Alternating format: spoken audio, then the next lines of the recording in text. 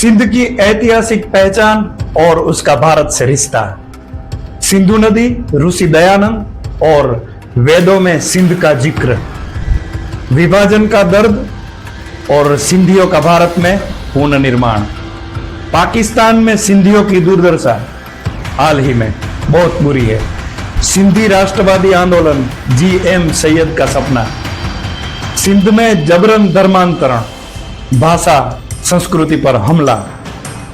सिंध के लोगों में भारत के प्रति स्नेह, सिंधी समुदाय की भारत में भूमिका।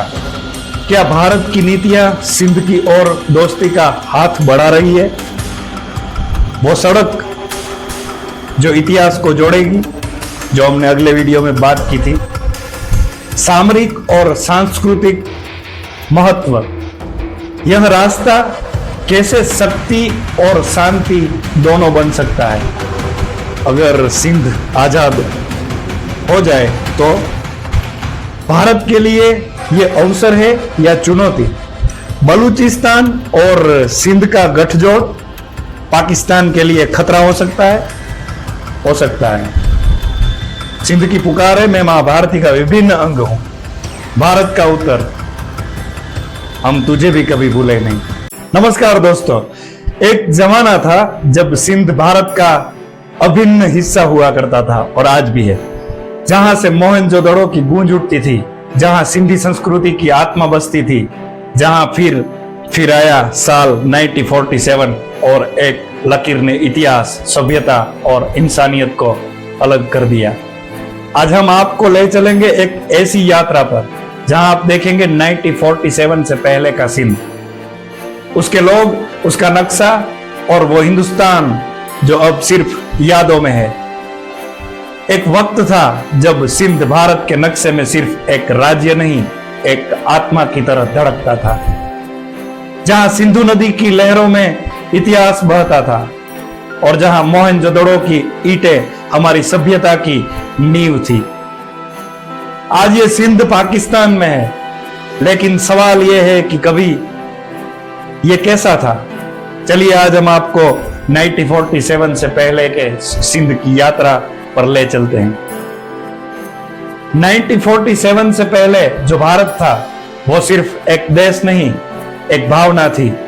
उस नक्शे में सिंध था, पश्चिम की ओर फैला हुआ, जहां सिंधु नदी अपने पूरे यौवन में बहती थी। कराची से लेकर लारकाना, हैदराबाद, सिंध तक सब कुछ भारत ये नक्शे में आता था। सिंध सिर्फ भौगोलिक नहीं था, यह एक सांस्कृतिक शक्ति थी। आर्यों की यात्रा का रास्ता, बुद्ध की करुणा का संदेश और शिव की ऊर्जा का केंद्र। मोहनजोदड़ो एक ऐसा शहर जिसे दुनिया इंडस वैली सिविलाइजेशन कहती है, लेकिन यह केवल ईंटों और इमारतों की कहानी नहीं है, यह हमारी जड़ों की कहानी है। सिंधु का हर गांव, हर गली, हर त्योहार भारत की रगों में बहता था। यहां सिंधी भाषा में रामायण बोली जाती थी और सिंधी सूफी कवि शाह अब्दुल लतीफ का नाम पूरे भारत में लिया जाता था।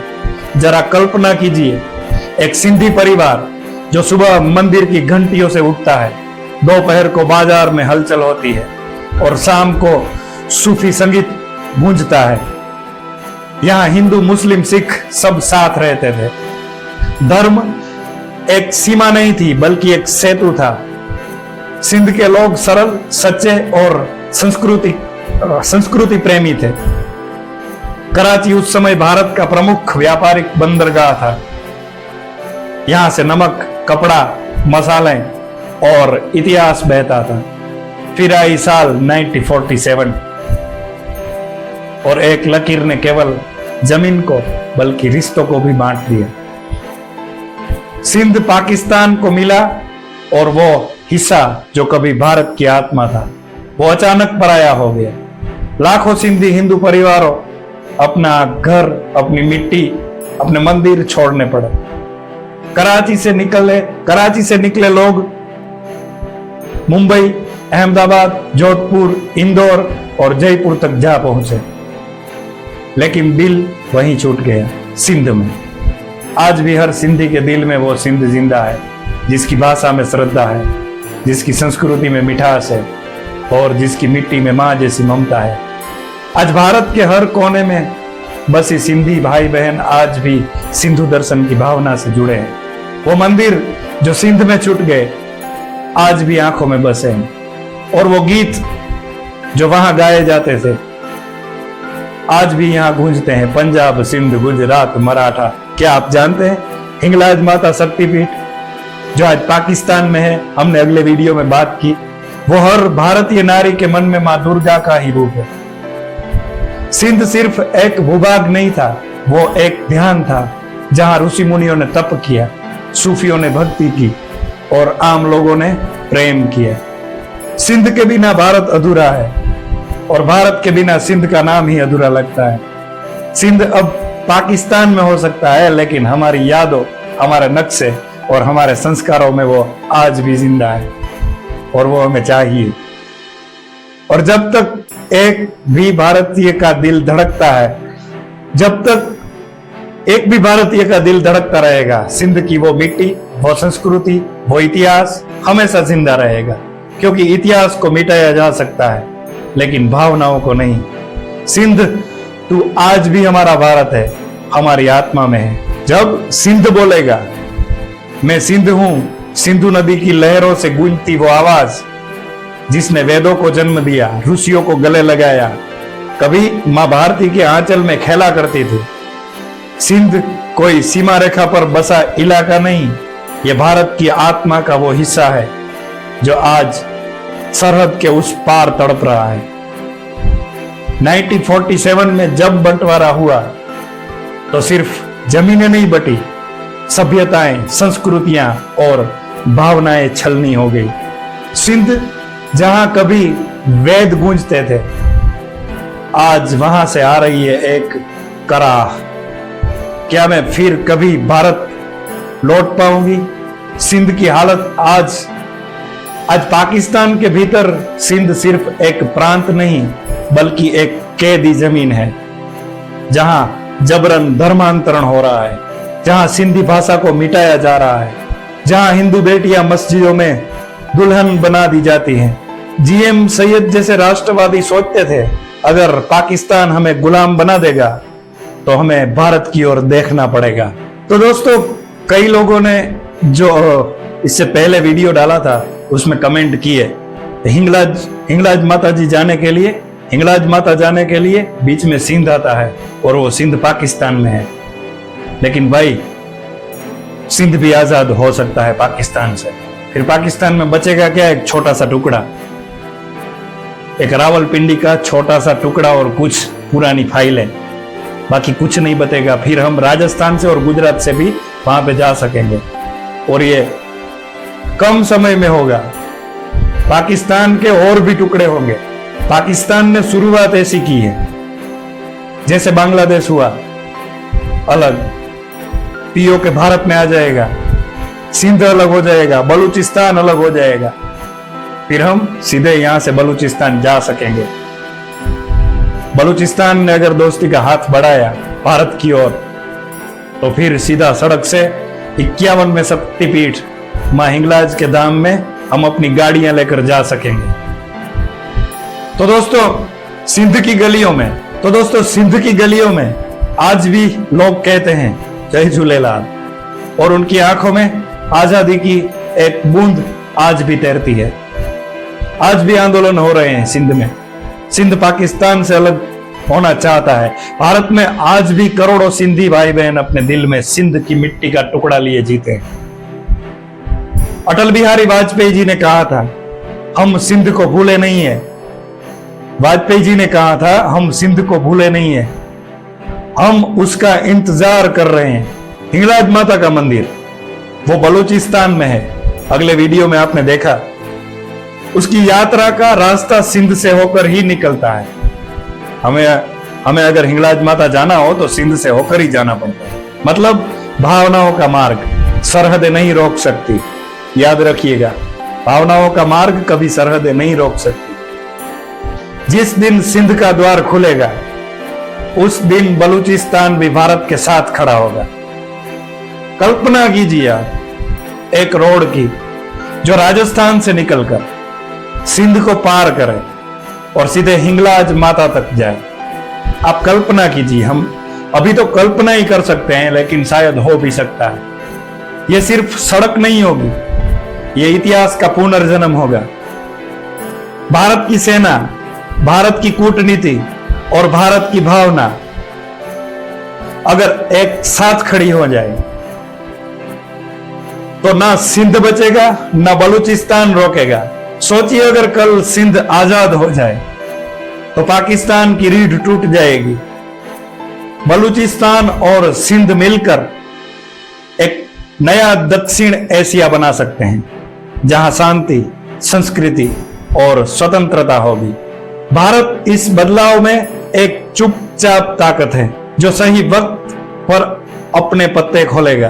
भारत को किसी पर हमला नहीं करना, बस अपने भूले हुए हिस्सों को, भूले हुए बच्चों को आवाज देनी है।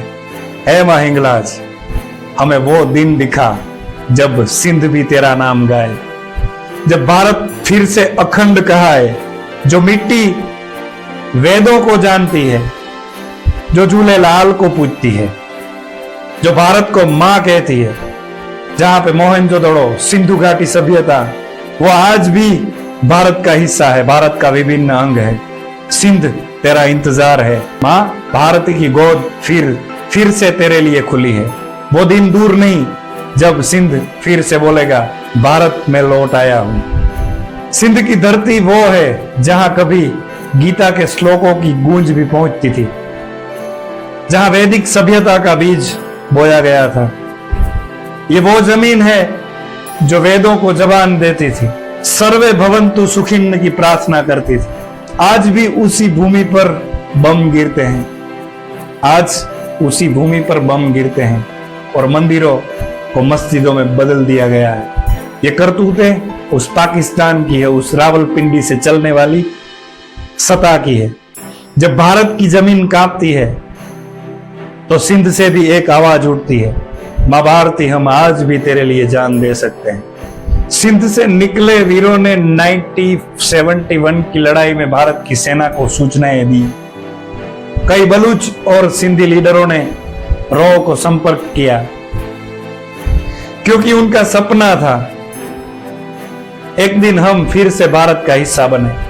जब सिंधी भारत आए तो सिर्फ दुख नहीं लाए, वो अपने साथ लाए थे मेहनत, संस्कृति और व्यापार की ताकत। आज मुंबई से दिल्ली तक सिंधी समाज भारत की रीढ़ है और वो रोज मां भारती के लिए एक ही दुआ करता है, हे मां, हमें उस भूमि से फिर जोड़ दो जो हमारी आत्मा थी। सनातन धर्म हमें सिखाता है, सनातन सभ्यता, सनातन धर्म हमें सिखाता है, जहां प्रेम है वही भारत है, जहां संस्कृति है वहां मां भारती है। तो अगर सिंध की एक लड़की आज भी ओम नमः शिवाय कहती है, अगर बलूच लड़का भी हिंगलाज माता के दरबार में सिर झुकाता है, तो फिर वो हमारे हैं, चाहे सरहदें कुछ भी कहें। बात हम सरहद की करते हैं। सिंध अगर बलूचिस्तान जो अलग हो गया तो सरहद बचेगी क्या? कुछ थोड़ी ही बचेगी। रावलपिंडी जैसे आगे बोला, कुछ पुरानी फाइलों। हे मां भारती, तेरे बिछड़े बच्चों को फिर से गले लगाने का समय आ गया है। ना राजनीति ना युद्ध, अब सिर्फ एकता की बात होगी, क्योंकि ये भूगोल नहीं, ये आत्मा का मिलन है। तो दोस्तों, हम हिंगलाज माता के दर्शन को अपनी कार से भी जा सकते हैं, हमारे भारत से, हमारे अपने घरों से, अपनी कार से भी जा सकते हैं।